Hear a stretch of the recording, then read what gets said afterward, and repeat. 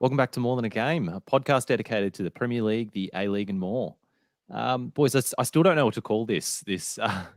So it's clearly not a podcast. It will be a podcast. So, if you're listening to this on the podcast stream, it's still a podcast, but we're coming to you live via YouTube Live.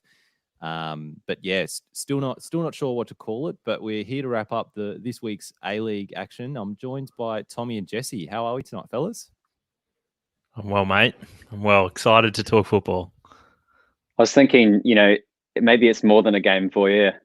It's kind of like people just peeping in and keeping an eye on us, keeping us honest. I think it's the best way to describe it. Is it our OnlyFans account or? Maybe. Chat roulette. We've got to start charging for this. An income stream. Got bills to pay. Yeah, absolutely. And speaking of bills to pay, boys, let's kick off with a few other news items before we get into the matches this week. Mike Charlesworth's clearly got some bills to pay. He's selling his license, the Mariners, for apparently the tune of around $4 million. What do we think of this, boys? It's another club going up for sale. Good time to sell. Yeah, I don't think there's ever a good time to sell an A-League license. Right in the middle of a pandemic, it's maybe the guy's run out of yachts and he's thinking, I need to get rid of my football club. I mean, it seems like a clean out the closet situation. How much have you guys heard about the reasoning behind the sell? Is there anything other than that? Well, I mean, you've been running the Mariners since 2013. You've overseen the least successful period in the club's history, and it's basically gone to new lows every season. I don't see why you wouldn't want to sell it if you can get rid of it. But I saw someone tweet that after doing the double over the victory, they're selling high. They've bought low and they're selling high. But I was also reading that apparently the group behind the A-League bid for Canberra are interested in potentially buying a license. What do you reckon about that? Is this a potential backdoor for Canberra to get in? Look, I really hope not. Mariners. I really hope not, because one of the issues that a lot of A-League fans have is like this possible sort of view that it's a plastic league, that they're franchises rather than sort of organic clubs. And if you uproot a franchise and just move it somewhere else, slap a new badge on it, but it's still kind of the ex-Mariners, then that for me that's importing some of the worst parts of like the NFL and the NBA. I know like they do it as well, where like an owner will just literally pick up a club and just drop it in another city because it's a better market. No, I don't like that. Like it's one of the least organic things in sort of world sport. I agree. Canberra could come to the coast though, couldn't they? the central ACT backcountry Mariners, but it's kind of like Central Coast Canberrans. It's like the Raiders being called the Raiders, like having the Vikings concept, but you're the landlocked team of the NRL. Well, I've always found that a bit peculiar. It just works. I wouldn't need to change anything. It's like they've been slowly slipping in there for the last few years, like just slowly normalizing. Yeah, that's right. And there's been a few things happening in the sort of global transfer window, particularly European summer. It's going on at the moment. A few ex-A-League player movements as well. Our Singinho has moved to FC Nuremberg in the 2 Bundesliga. I appreciate that Jesse's sharing Singinho with Australia as well. That he's our Singinho. He's not just Jesse's. He's the A-League Singinho. That's right. So. he's no different to Farlap in Crowded House. and Lamingtons and Pavlova. Yeah. You can have Russell Crowe though. No, you can have him. But good move, boys. 2 Bundesliga. Hopefully, lots of senior minutes for him. Yeah, I think so. I think it's good that he's going to be playing regular football again. Whilst it was great for, I think, Australians and New Zealanders that Singh was at Bayern and he made a couple of match day squads. He wasn't playing a lot of games. So, yeah, looking forward to him getting some minutes, and hopefully we see him catching up in a few highlight reels over the next year.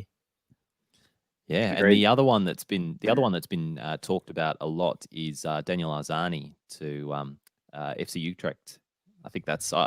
Sorry about my Dutch pronunciation, boys, but it's the old Tommy Orr success factory in the Eredivisie. So, what do we think about this? Is this the club that Adam Sirota and Tommy Orr, and I think there was one other, wasn't there? Michael Zulo? They all went, I think, at the same time, didn't they? They all went there? Zulo went at the same. Yeah, the three of them were there. I think they were like roommates. Well, yeah. Friends. Holland friends. Football friends. So go on. No, you can't. I was just going to say it's a we're just talking about Singh getting more minutes. I mean, is this the motive, do you think, behind the move? The fact that he's probably going to get a few more minutes than he was previously, or just, I mean, I haven't really been tracking Arzani that much. Has he been injury plagued as well, from what I heard? Well, go on, Tommy.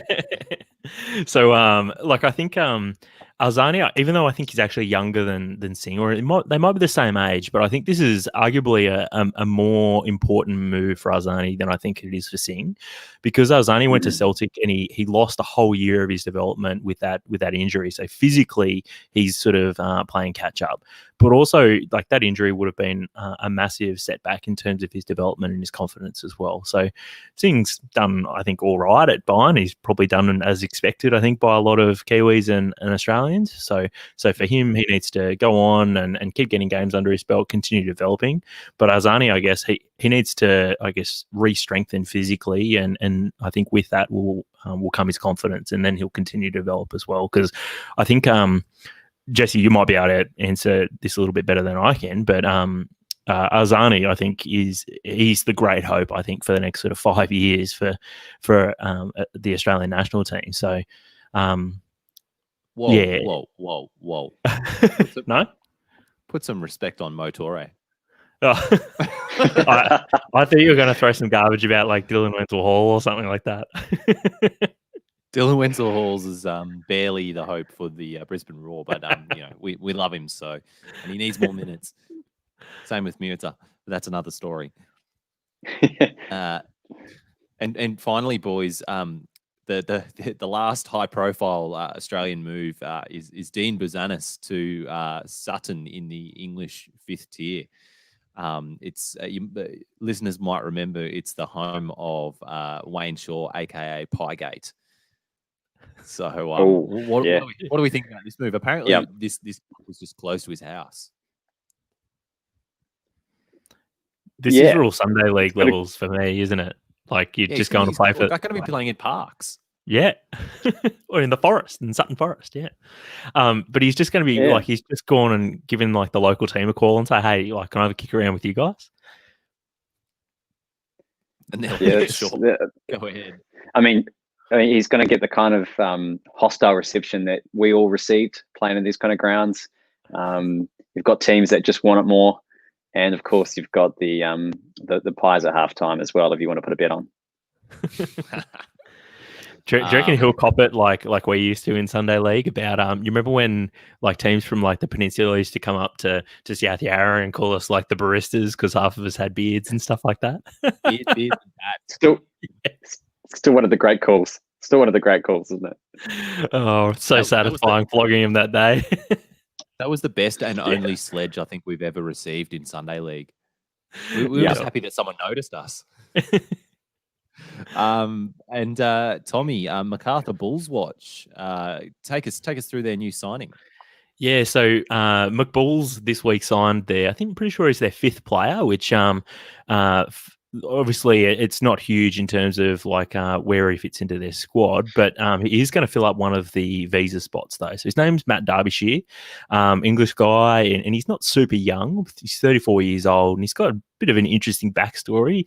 Hopefully it turns out to be as much of a character as Diamante has, but he got an interesting backstory. So young player in England, rejected Man United as a teenager and chose Blackburn instead. Had a few years in the Premier League when Blackburn was still there.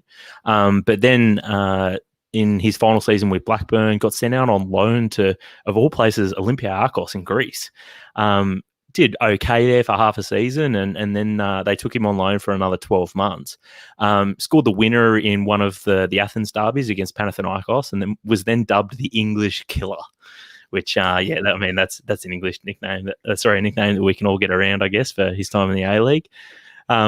He bounced around a little bit after Blackburn were relegated, landed in the championship, and even went as far down as League Two before he arrived in Cyprus. Not just on holidays, he was actually playing there with a team it's called. A strong league, Tommie. It's a very strong league, the Cypriot League, and we've hear it more than a game. We've got a lot of respect for it. Well, I mean, Matt Derbyshire, he couldn't make it in League Two, but I tell you what, he did make it in Cyprus though. So, Ammonia, the Cypriot club, he had 4 seasons there and was top scorer in the league for 2 out of the 4 seasons. So, and he scored another 13 goals in the season that's just finished there as well. So he played a little bit of Champions League, a little bit of Europa League while he was there. And this is, I guess, the final point that I'll leave you with, just so you've got a little bit of a taste of what to expect. I checked him out on Who Scored, and great thing about Who Scored is it gives you a bit of an idea. These were Who Scored notes, Tommie. Yeah, I was going to say, you've really given us a Who Scored here. Go on. He on Who Scored, it gives you a bit of a breakdown of like his strengths and weaknesses. Under weaknesses, I'll give you the strengths first. It was blank, and and his weaknesses, and this made me laugh. Aerial duels, passing, crossing, and offside awareness. So same. We could have the next Michael Mifsud on our hands here with someone that can't pass, can't head, can't cross, and is offside permanently. I can't wait to just it's a match made in heaven. There'll be just constant zoom-ins of his face looking exasperated as the ref's flag's just gone up, just waving another offside. Well, do you remember? I think it was. I remember a couple of weeks ago, or a couple of months ago, there was a really blatant offside, and the linesman. It's right in front of the linesman from a corner, and the linesman just goes. And puts his flag up at the same time. So I reckon there could be a bit more of that. I reckon with not so young Matt Derbyshire. And we've got boys. We've also got a question from friend of the show, Michael Townsend, on Facebook, and it's about young players in the league in this post-COVID era at the moment, the restart period. If you're a young A-League footballer who can't crack the first team, is the coronavirus a blessing? If yes, can we expect a new golden age for the Socceroos in 2026, Jesse? In 2026.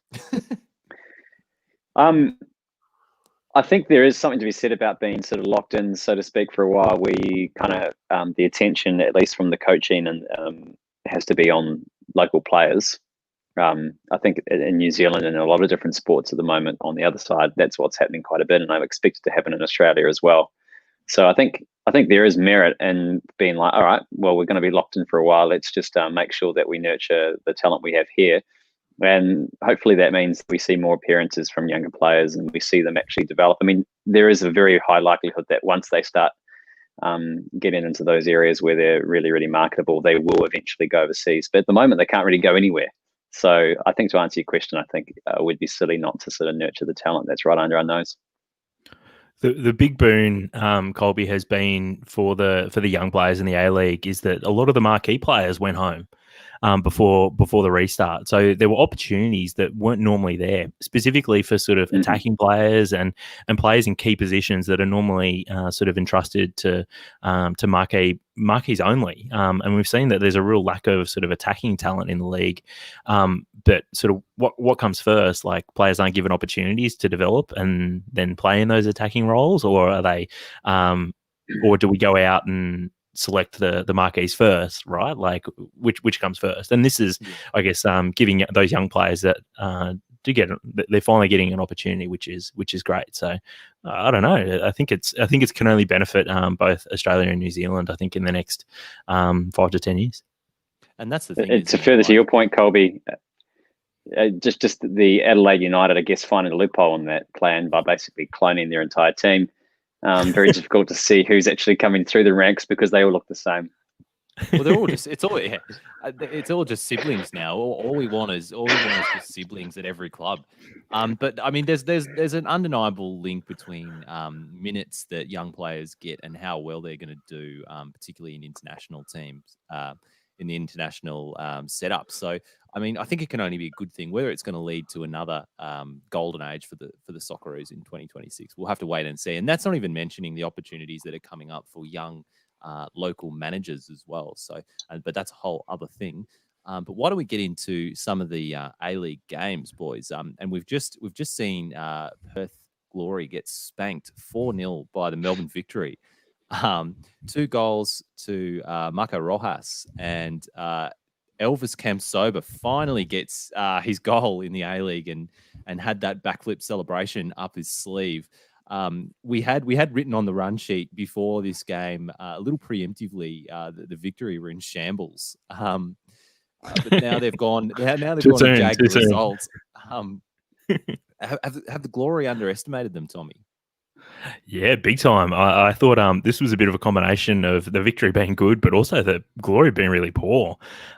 They seem to be just sort of second best on the day, but just sort of lacking in intensity. And some of their passes were going astray, just sort of simple passes. And yeah, they were really disappointing when I think they only needed a point to be able to confirm that they were going to be playing finals. So it all comes down to that final match that they've got this coming week as to whether or not they're going to be playing finals or not. Well, it's just like you look at Western United in 7th, and they've played 23, and Perth's played 25. So I think it's just like Adelaide and Perth. Every point counts at this point because you've got the Woo with a couple of games up their sleeve. So that's costly to be dropping points, all points at this stage of the season. Yeah, the games are all over the place, actually, aren't they? Like you've got some teams on 23 played, some teams on 25. The Central Coast have played they've played 26. So you know, you really got to look at that. You've got to keep that in mind when you look at the table. Western United, as you said, Jesse, have only played 23, so they could really sneak up. And the Jets aren't mathematically out of it either yet, I don't think so.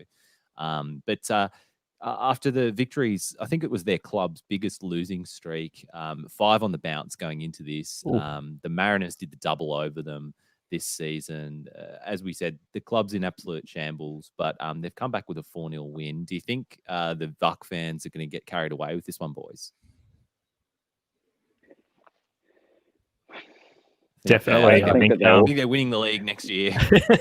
I think some of them will think that they're going to be winning the league this year. I think just, you know, there's definitely been it's been a disruptive season for them, not just to do with the virus, because it's been disruptive for everybody, but I mean just in the sense that they've had Toybin and Go and all that sort of stuff, but they just cruise injuries, all that sort of stuff. But that doesn't paper over the fact that squad needs to spend some time in the off season to gel. It's not gelling yet.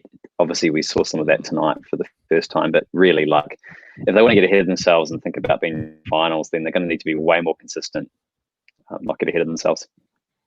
Yeah, I think you're right, Jesse. Not a lot of, like, it was a really slow start for the Victory in this game, and I think Brebner is obviously he's sort of said that he's, you know, not intending to be the permanent manager. I know that's the line that all assistants who get the call up sort of wheel out, but you know, it seems like they're just they're really in a holding pattern. They're testing players out. Also, they're giving go on. It's also a smart thing to say when you're losing as well. I really want the job, guys. Yeah, please give me the job. If you want to keep losing. I'll take it. You know, they're testing players out. They're testing combinations out, and like Jesse said, you know, that's going to lead to some disjointed performances and lack of chemistry between the teams. So I think an off season will only do the Victory good, and their recruiting in the past has been really on point. Probably with this season being a rare miss with some of the people they brought in, like Paulson and Basher, two notable fails. I mean, well, whether or not you call Robbie Cruz a fail, you know, that won't kick the bloke while he's down. But yes, Colby thinks he's a fail. Well, I mean, Vuck, you guys are on notice that he was an injury. Like he's like, you've got to wrap the guy in bubble wrap. Like, You're right. You can't be surprised that the bloke's like doing injuries. Like, he's held together with tape and some love. Like, that's Yep. it. Yep. I Yeah. agree. So whether or not you call that a recruiting fail, but like to be fair to the VUC, their recruiting has been excellent before that, including managerial recruitment. Say what you want about Muskie, and I guess Kurtz was a rare miss for them as well. So they really need to get the recruitment in coaching staff and in playing personnel right next season. But signs with young players looking good. Where they've gone a little bit, put the eggs in all in one basket a little bit, Colbs, is that there have been some really astute signings, and then there's been this obsession about a marquee, which has obviously been a big thing for a long time. But we've just seen the vulnerability of that, because as soon as Toivonen went back, I mean, I think if you look at the first half of the season, it was pretty much just lob the ball up to him, and he was getting a goal a game. He was the only person that was actually converting goals. And then he had to go home over this. I mean, nobody could have seen this coming, but he's had to go home, and what a hole is left when you've got a marquee. It's like, the season before that it was Honda, and are they going to spend more time now, considering the global situation, to actually make a solid team rather than just relying on a marquee to come in and do the job for them? I think that's the question. They don't need a marquee next season. They've got Elvis Campsoba. The floodgates are open now, boys. And the Kiwi Messi. Boys, regarding Elvis Campsoba, what are we going to call him now? Are we calling him Injury Time Elvis or Cherry on the Top Campsoba? Oh, that's good. I like Injury Time Elvis. Comes on and just scores the fourth in junk time. Yeah. They were interviewing after the game. He wasn't even sweating. Like, he literally ran on for the man doesn't sweat. Put a goal in. But I reckon he'd been sweating about throwing that goal. Did his brother do the celebration better? I think Elvis wobbled a bit on the end of that. His first one, the non-goal was a bit cleaner. It was a bit cleaner finish in terms of this the is celebration. Like the Olympics. The finish tonight was beautiful. This is like the Olympics are on the floor, and you're giving one person an 8 out of 10 and one a 10 out of 10. So it's close. The Olympics where you're watching the floor gymnastics and they just wobble on the landing, and you're like, whoa, a couple of sevens coming up for you, mate. Well, that's where it's from, isn't it? And that's where the stuff derives from. That's it. And all on Reddy's birthday. We've got confirmation from superfan at Sal, one of our listeners at the moment, that he prefers Cherry on the Top Campsoba. So maybe we're going to go with that. I think he was talking about the second celebration. Oh. He certainly likes his shirt, Colby. Celebration. Well, I mean, it's an excellent shirt. So and this only comes out for good occasions. You don't sweat in this one, boys. It's like this is the Elvis Campsoba shirt. I can only run for 2 minutes in this one. And a couple other points from this game, boys. The Victory manager search is still ongoing, as we mentioned. Apparently, the Greek legend that they were looking at has pulled out, and it's apparently now down to Arthur Papas and John Aloisi. I would love to see John Aloisi get this job and it just be a meme for a year. When you said Greek legend pulling out, I thought you meant Andy Kourkounis. Wow. Sorry, as you were. Oh. I think John Aloisi signed at the Victory as a youth coach. I think it was pre-Melbourne Heart days, and like A-League memes, for example, will roll it out all the time that Aloisi is signed with Victory just to trigger people, and it would be great because you know how triggered people already are when there's like a fake announcement of Aloisi joining the VUC. So if he actually joins them, I think people would actually lose their minds. They do it for the Raw all the time. A-League memes, they tweet out that announcement tweet of John Aloisi, and it's not immediately obvious the date on it. They just retweet it, and it just triggers all these Raw fans who are scarred from all of these years of Aloisi just playing nothing football. Old wounds. How about we move on to the Woo and Western Sydney? This one was absolutely wild, Tommie. Yeah, I mean, I actually missed the first half of this, and I switched it on at half time, and I thought, oh, geez, well, it's game over now, especially when the third Woo goal went in, and then all of a sudden there were 4 goals in 15 minutes or something, and I was like, oh, geez, maybe I haven't missed this, and what did I end up seeing? 5 goals. Or 6 goals. So yeah, it was a wild game, and probably like obviously there were some amazing moments as far as like Diamante went, but not some of the best A-League defending on show. Yeah, Would you say it's the closest? Would you say it's the closest? Would you say it's the closest that Speedy's got to an orgasm in that second chip? That second chip, I thought he was going to lose it. I hope there was social distancing in the commentary box, because my word, you wouldn't want to be standing next to him at that point. Well, there would have been bodily fluid spraying everywhere, wouldn't there? And just on those chips, boys. Apart from it being why we call Diamante fishy, what do we think? What do we think about the goalkeeping for both of those? Do we think that do we think that low pass, would have saved one or both? Nah, neither. Oh. I reckon. Look, it wasn't until I think the following day that I even thought about the goalkeeper for this, because for me, I just thought like, and it wasn't until I read it that I went, no, you know what? Like, I'm giving it to him. Like, I think he means the first one, and the second one, obviously, is no question that he's trying to dink the keeper. The second one was really good. But credit where credit's due. I think like. I didn't even consider, should another goalkeeper have done better? That's the goalkeeper in front of him, and I think he's pulled one out of the hat, being the magician that he is, to be able to do that from that sort of an angle. Obviously not under a lot of pressure, but to do it from that angle, and then the second time just like that, to be able to achieve or to complete that sort of like a move, like it was pretty special. I think the thing is with those chip goals is that we don't see many of them, but it's like, I remember like last season and the season before, when you're actually out on the pitch and you're that close, and you think, like, sometimes you look at it and the keeper's just like naturally just straightforward, because especially when it's just come off a corner or a set piece, they're coming out to collect or at least try and punch the ball away.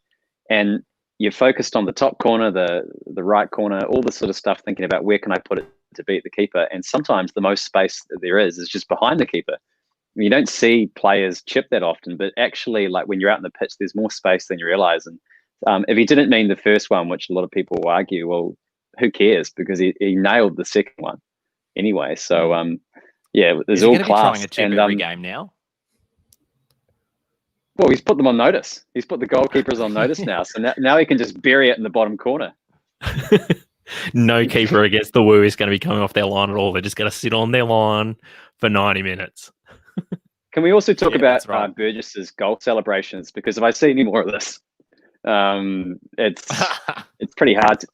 It's pretty hard as an opposition player to see that kind of stuff, isn't it? You know, it's pretty crippling when a player does that.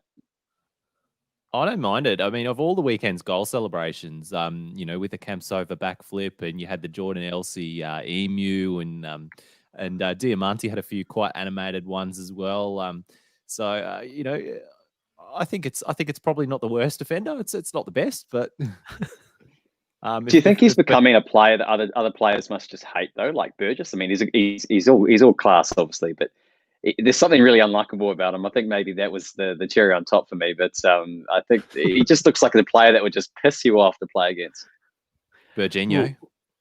Well, previously with Burgess, it was a real case of you just weren't sure what you were going to get. It was a real wheel of fortune with him. So, whereas now he's become a much more. That's good from you, Tommie. That's a slow burn, that gag. I stumbled upon Burjo Twitter last night by accident. Oh, it is a gold mine. If anybody out there, you know, wants a walk down memory lane and you know, think about what the future holds for some of these washed up ex-game show hosts, yeah, go and look up Burgess on Twitter. And I'm talking about, was his name Max Burgess too, Tommie? No. What is Burgess? John Burgess. That's it. John Burgess. Yeah. Yep. Oh, ex-host of Australian Wheel of Fortune. Jesse, I don't know whether this was syndicated into New Zealand, but He was a legend No. of Australian TV in the 90s and probably 80s as well, I think. New Zealand just has pretty much Australian TV, doesn't it? Like apart from the news. I'm not even joking. Like a lot of it's just Australian stuff, right? Oh, that's bait. That is bait. Mate, that's bait. I'm staying away from that. I think the thing with Burgess, where he really started to piss me off. I was trying to pinpoint the first part where he started to piss me off. I think it was the half Max stocks. or John? That's the half stocks is where he really started to get under my skin, and it's just been all trolling from there. Yeah.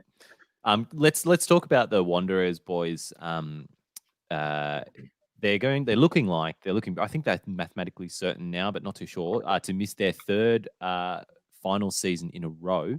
And this is on the back of reaching 3 grand finals in their first 4 seasons. What's gone wrong there? Colby, did you know that they won the Asian Champions League as well? Oh no, that's an amazing achievement. I think they should probably mention that a bit more. Hi guys, I'm from New Zealand. I only get New Zealand TV, but thanks for letting me know. I didn't realize that. They have the Oceania Nations Cup there, or Oceania Champions League there. I've just caught up on it now. Yeah. But yeah, look, 3G in New Zealand soon. I wonder if they're burning them down as well, the 3G towers. Yeah. Yeah, look, Colby, it's a pretty sad state of affairs at the Wanderers. Like you say, they were so successful with Popovich, and things look to be sort of relatively steady after that. I think Gombau was I think he was the first coach in the immediate aftermath of Popovich. But yeah, look, the wheels are well and truly off the wagon at the moment, and they seem rudderless. All of the good things that made the Wanderers like a success story at the beginning, almost all of them are gone. Like obviously they've moved into the new stadium, but then like halfway through this sort of return season, we had coronavirus and it's really difficult. And like I guess the fear is that they turn into like a bit of a basket case, sort of a la the Mariners. And I think to some degree, like the fan base is one of the things that can possibly stop them from doing that. The fact that they do have such a big catchment area there of fans and players. So hopefully they have probably one of the best academies in the league, and hopefully that can sort of bail them out a little bit. But ultimately, you need some of the structures to be in place. On that, Tommie, is it an issue with squad replenishment? Because what was the year they came into the league? It was just trying to remember 2012 or something. So I think over the last I guess roughly a decade, have we seen enough of a replenishment in that squad? Because I think that if you look at some of the other teams, I mean, like the teams that have really fallen from grace is when the marquee, the signings and the replacements haven't been up to scratch. The Phoenix, for example, we've never really gone up to the highs of the highs, but we've still managed to bring players in when we've lost them. And I think that's one thing that the Wanderers would need to be worried about right now. Is like, for example, Duke's pretty much scored all their goals. So if he's not there, who scores the goals? And Duke's been a real leader for them as well, right? Like I think he's a huge loss, not just the goals, but I think as a like I said, as a leader, I think it's pretty scary times for them. I think heading into what's going to be a pretty sort of long off season for them. Yeah, and just before we move off this one though, I think that's a good comparison, Jesse, the Knicks to the Wanderers, because and Tommie mentioned that it's sort of all been downhill since Popper left, and it just goes to show what a difference a good manager can make at some of these clubs. Because yeah, you look at the Knicks, they're a basket case for years, and then they got Redan in, and turned them around in a season. And got the best out of some of these players that were already there as well, like Williams and others, who he just turned into great players, and Singinho as well, in the season that he was there. And then Ufuk Talay, another one who's turning out to be a great manager as well, keeping the Knicks there and abouts in the finals. And then Popper left the Wanderers, and they sort of haven't looked the same since. And then he goes over to Perth, who were sort of coming in like 6th, and maybe just limping into finals every year, and now they look a strong side, other than tonight's performance against the Victory. I think managerial appointments are just so critical in the A League. We were just talking about the VUC, right? And how like they were so successful over such a long period of time because they had sort of stability in the management and the sort of the higher level like football sort of planning and strategy and the like and recruitment. And it showed how sort of how a lot of A-League clubs sort of like their successes can be very fleeting in that if you make sort of only one or two minor changes or major changes to key personnel, that sort of this house of cards can sort of all come falling down really quickly. I think if there's a manager who has done an incredible job this year, it's Ufuk Talay, because I think everyone thought, oh yeah, with Rudin leaving, they've lost a bunch of key players. I think the Knicks this year are going to get spanked, and they haven't. They've been really competitive, and they brought in some good players. But I guess he's been one of the real success stories of this year. I think in that segment we almost crossed every A-League team then, but I think it's a good point though. The reason why this is a really valid thing for the Wanderers is because my concern, and we just talked about when they came into the league, there's that surge of success that they had early on and stuff, but it's like, okay, those players eventually leave and then you need to replace them. And what I'm saying about the Knicks is that I'm not pointing to them as a success story because they've crashed out of finals many years and not even made them in other years, but they've had players like Shane Smells and he's gone. And then they've had like Paul Eiffel and then he's gone. And you still manage to get somebody in your team that can actually do something.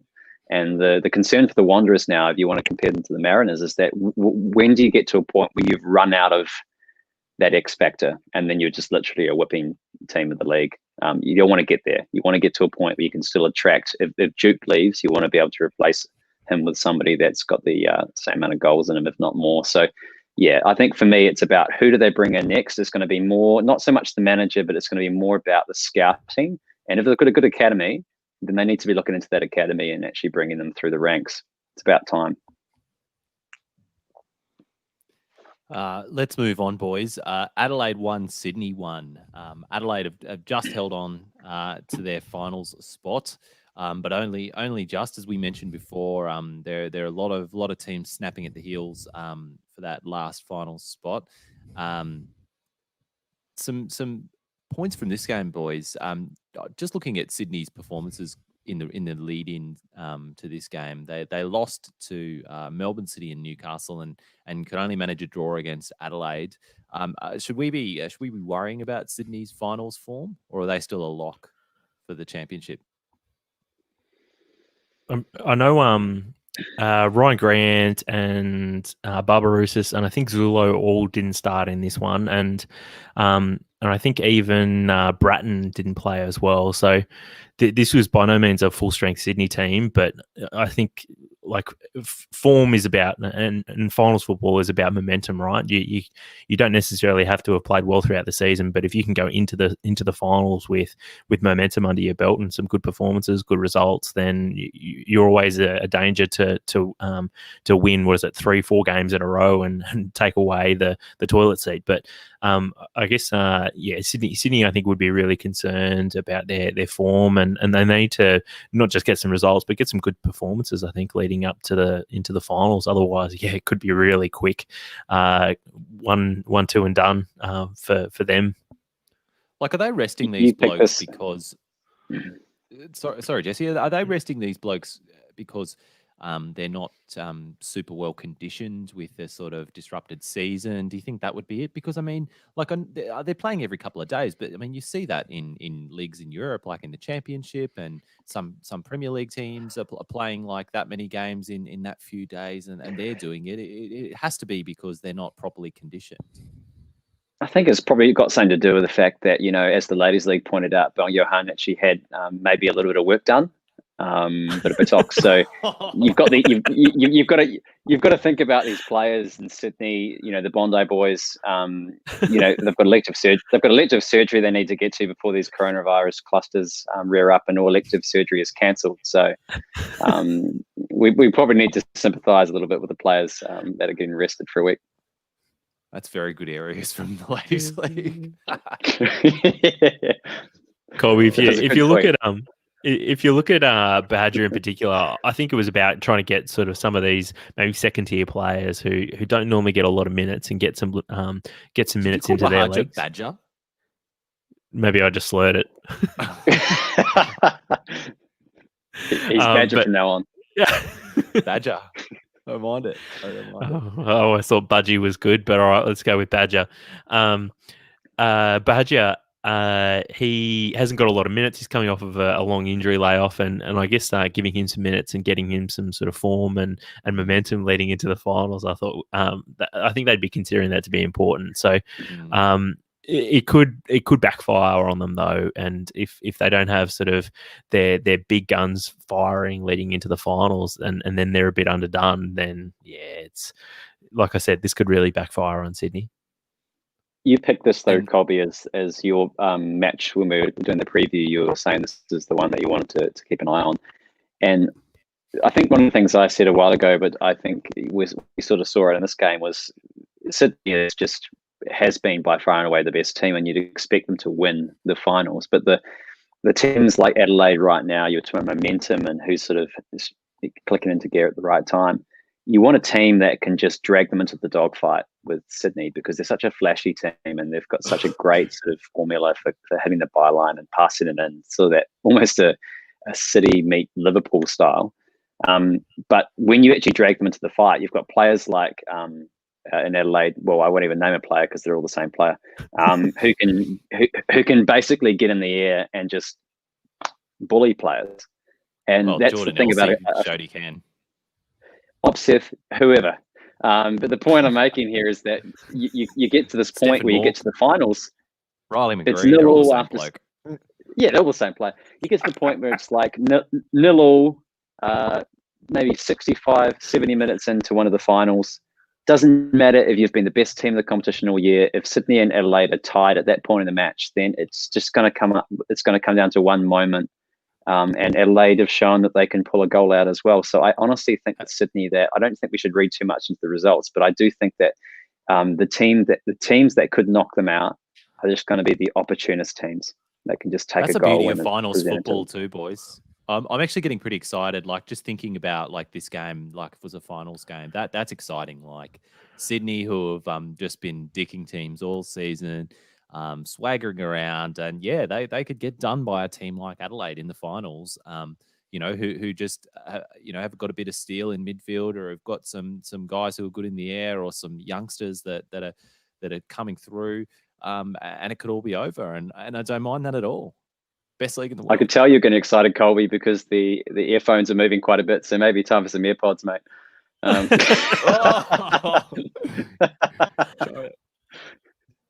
Mate, the Bluetooth on my computer, it's not good enough to handle it, all right? Just got the old-fashioned way. It's just called them in. I spent all my money on this bloody on the arm boom. on the boom. You're the Sadio Mane of the pod, eh? Yeah, refusing to upgrade your iPhone. Love it. That's all right. Humble. Boys, Tommy, did you have another point on this game? I thought Adelaide were really good value, and I think the coach there, Carl Veit's done a really handy job over the last it's not even 6 months. It's been probably 3 months, I think, since he was appointed caretaker. So I think he could be really proud of the way that they're performing at the moment. And yeah, and I think in like we were saying at the top of the show, especially in this sort of coronavirus period where international imports are going to be pretty limited, I think this is a massive opportunity for him if he plays his cards right. Has his team performing well, and the performances will be the key for Adelaide, because I don't think anyone really expects them to go and win the grand final, to win the championship. But if he continues to bring these players through and put in good performances, particularly against the likes of Sydney, Melbourne City, Wellington, I think he could be in the running to get the job on a permanent basis. Colby, do you think he should get it on a permanent basis? I like the look of how he's got some of the guys playing so far. But yeah, I can't say I follow Adelaide too closely, but I think it wouldn't be a bad appointment, in the circumstances. I think it's always really hard to tell with some of these sort of caretaker appointments. Like, I mean, Ole Gunnar Solskjaer at Man United is sort of the ultimate example where you've got a team that's just playing out of their skin, and it can always change back once the dynamic changes and the manager is sort of appointed on a permanent basis. So, whilst Calvert is doing really well at the moment, there's nothing to say that it can't just all sort of come undone as soon as he's appointed on a permanent basis. Absolutely. And last match that we'll cover, I guess, tonight, boys. Wellington won, Brisbane won. The grudge match. Grudge match. Brisbane looked like they might have had this under control when they went 1-0 up through a pretty nice goal from Scotty Mack, just turning through traffic and firing one in. And then they sort of just panicked and started defending and gave the momentum up to Wellington, who missed a few golden chances, and then finally late on in the game, Hooper managed to get on the end of one and slot it home to draw it for Wellington. But Wellington, I think, were definitely the better team in the second half of that game. But Wellington are another team, Jesse, who, like Sydney, were looking really strong all season, and they have sort of wobbled a bit in the past couple of fixtures. They drew to Brisbane, they lost against the Wanderers, and they drew to Adelaide. Are you worried about their form at all? I'm a little bit worried that they show a lot of promise to get into the box, and then sometimes they're a little bit sort of maybe the final end product's a little bit missing. So they look really, really good until they get to that final area, and sometimes they're a little bit toothless, which they weren't so much the first part of the season. I think sometimes now they struggle to get those goals, and they've been scoring quite a few penalties and opportunist goals. But I think when the Phoenix are in a good rhythm is when you start seeing these, like some of the goals they scored early in the season were like length of the field counter attacks, and then like a cross into Ball or Hooper for a goal, like a constructed goal. They've looked a little bit disjointed since the competition's come back. So I think for me, I'm a little bit worried about the fact that they're struggling a little bit in front of goal. I think that all the stats show that they're the better team in some of these games, but they're not actually necessarily closing the game out and finishing the opposition off like they should. Yep. So it's like playing a game of FIFA and some tin ass gets a goal in the last minute and you've got all the stats in your favor, you know? Mate, that's the nature of this, the competition. Like I said before, we're in the last couple of weeks where some of these teams are just thinking about the finals now, so they're probably distracted. We called this the grudge match before, boys, but should we be calling it the Sal Talk Soccer Derby, where Sal's two favourite A-League clubs are playing out for his affections?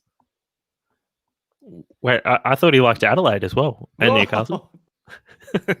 I think you'd have to say that Wellington and Brisbane are front runners for Sal's heart. Sal's calling it El Juego Grudge.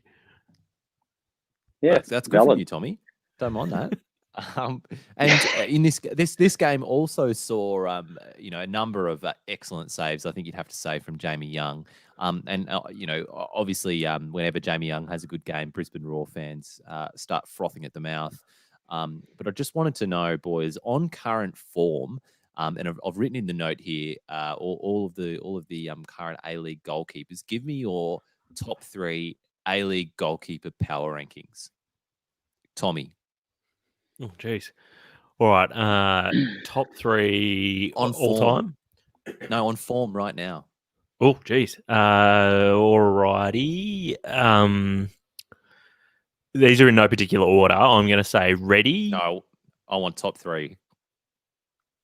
Oh, hang on. I've got to pick out 3 first. It's the first time I've seen this list. All right. I'm saying, oh, geez.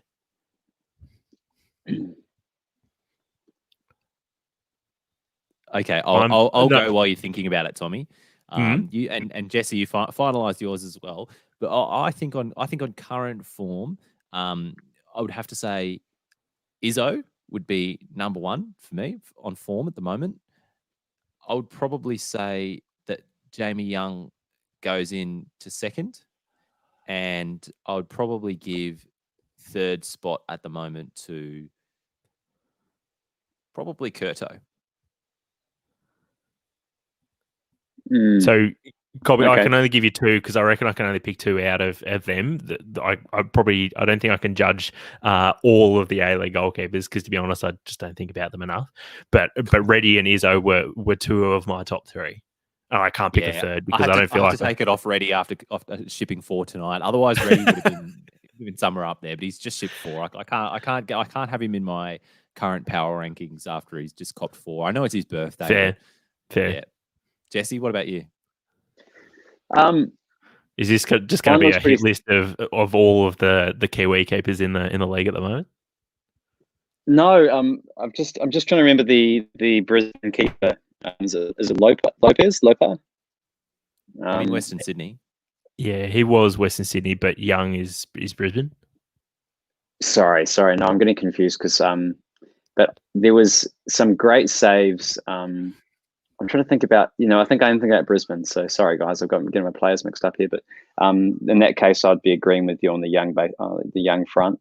I'm always biased with the Phoenix because I think we have a great keeper. But I can't really fault your choices, Colby. I mean, I think the only thing is that like Redmayne has been so good, but then in the last couple of weeks has looked a bit shaky. So I would have had him in there, but I think if you're talking about power rankings as of right now, I don't think he makes the cut. Yeah. In that Newcastle game, but I just remember ebbed and flowed. a couple of cracking saves and then just a shocking goal that he let in as well. So that's right. Yeah. Colby, this week there was someone on Twitter that was talking about Redmayne, and I think a lot of people will regard him as sort of one of the best keepers in the league. But for me, I really struggled to deal with the idea that Redmayne or Young, that either of them are good goalkeepers, because about 4 seasons ago they were both just dog shit. But Redmayne, he came up on Twitter, on social media, because someone was saying, has there been a player in the A-League history who's gone from being terrible to amazing like Redmayne has? Well, Reddy, I think, is the other one who went from being shocking. He was shipped around to every club. He couldn't get a game at some of the clubs he was at, and now he's like quite a solid A-League level keeper. No, I agree. And on the Jamie Young one, he used to be quite a divisive figure amongst Raw fans, particularly when Theo was still knocking around. And Jamie Young is he's a real confidence keeper, as a lot of keepers are. And a lot of goalkeepers sort of thrive on the competition when they have a really competent number 2, or if they're a number 2 and thrive on trying to win games off the number 1. But Jamie Young is not that kind of keeper. When he was competing with Theo for that number 1 spot, and he would get a run of games, you could just see it. He would make one mistake and then his confidence was absolutely shattered, and he would just be like the shakiest looking keeper you could see. But then as soon as Theo retired, Jamie Young has just been so solid for Brisbane. Like, I could probably, you could count on one hand the number of bad mistakes he's made since Theo's retired. And I think, yeah, it's just, he needs to be the number 1 and just have that confidence given to him, and that like allowance to make mistakes, and then he doesn't make them. A lot of people, it's really hard, I think, especially for outfield players, to judge goalkeepers, because we see the likes of Curto do all of these sort of flashy dives and make these sort of incredible saves. But I think the big thing about Young and his play over the last couple of years is he now makes all of the saves that you would expect him to make. He doesn't make mistakes anymore. And yeah, look, every goalkeeper there's going to be shots that you just can't save, right? And not because of poor positioning, just because you can't physically cover the whole goal, right? But Young saves all of the ones that he should get, and so yeah, like he's just not making errors anymore, which, like, that's the best you can expect from a goalkeeper, I guess. It's a great question though, because it's like we've had the second part of the season where teams have performed a bit differently to the first part of the season, and then you talk about power rankings as of right now, as opposed to say 2 weeks ago. And I probably think the answers would have been very different. I think I would have just been harping on about the Phoenix keeper and Marinovic, and we would have been talking about Redmayne probably.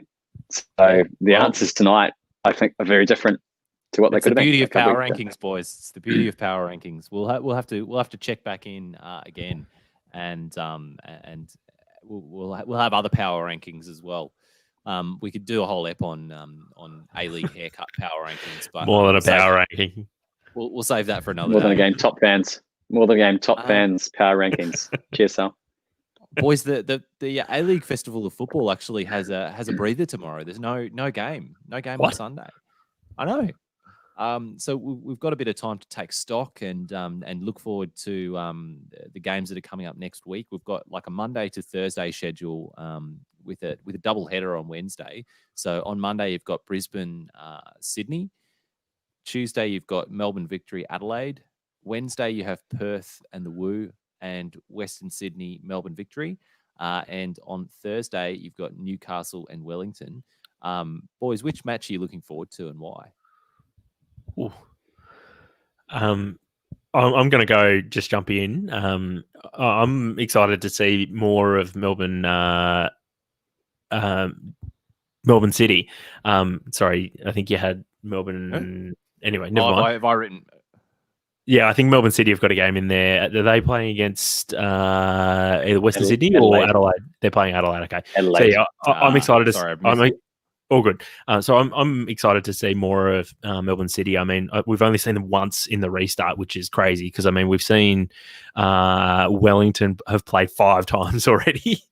And I think the Woo have still got 3 games left as well. So it's sort of crazy how the draws worked out. But yeah, just interested to see more of Melbourne City because one, I go and see them every week. But they're the real sort of I guess unknown when it comes to finals, and because we've only seen them once, no one really knows what to expect from them yet. Obviously, they had a good result last week, but no one really knows how seriously we should be taking them as a finals proposition yet. And I think a lot of people would be very, very quick to write them off as, oh yeah, City just going to City and they're going to choke in the first week and going to put it forward like a pretty average performance like they did in the FFA Cup final and get spanked and that'll be the end of it. But I guess they're one of the more consistent teams pre lockdown, so it's going to be really interesting to see about how they go, and I think it's I think the league will be good if there's another team that wins the grand final this year rather than Sydney winning it again. I'm actually looking forward to. I've got Jesse. The Perth Western United game. I reckon that'll be a cracker, just considering the position on the table. Yeah, totally. And yeah, like we're saying, the Woo have got some games in hand, and if they can get another one over Perth, they'll be right in the hunt for that finals spot. And I think it's pretty critical for them to make finals in their first season too, isn't it? Like that's going to be huge for a brand new club to sort of. I don't know, attract players, hold the players that they've got. I know they've locked in Diamante, which is massive.